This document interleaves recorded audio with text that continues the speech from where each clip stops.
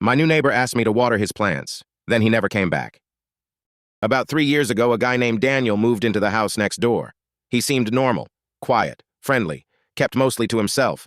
We'd wave when we saw each other, but we weren't exactly friends. One day, he knocked on my door. He said he had to leave town unexpectedly for a few days and asked if I could water his plants. Simple enough. I agreed. Before leaving, he handed me a spare key. "I'll be back by Sunday," he said. That was the last time I saw him. Sunday came, no Daniel. A week passed, nothing. His car never returned. The light stayed off. Mail started piling up.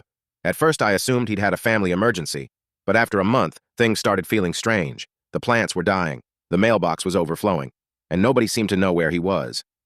I eventually called the number he'd given me, straight to voicemail. Every time. Months went by. The house remained empty. Then one afternoon, a woman showed up. She looked exhausted. She asked if I knew Daniel. I said yes. She immediately started crying. Turns out, she was his sister. Daniel had been diagnosed with a serious illness shortly after leaving town. What he thought would be a short trip became a long hospital stay, then complications, then more complications. He'd spent months fighting just to recover. During that time, he'd lost access to most of his belongings and had been unable to return home. The reason she'd come?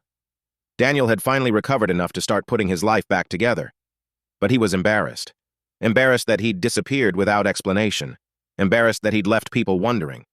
Then she said something that caught me off guard. "He talks about you all the time."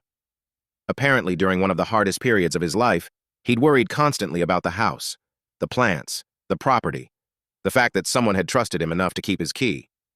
His sister asked if I'd like to meet him. A few weeks later, Daniel came back, much thinner, much older looking, but smiling. The first thing he did was apologize. The second thing he did was thank me, not for watering the plants, not for checking on the house, but for never throwing away the key. He said knowing someone still expected him to come home had helped him through some very dark days. I still have that spare key today, not because I need it, but because every time I see it, I'm reminded that sometimes small acts of kindness matter more than we realize.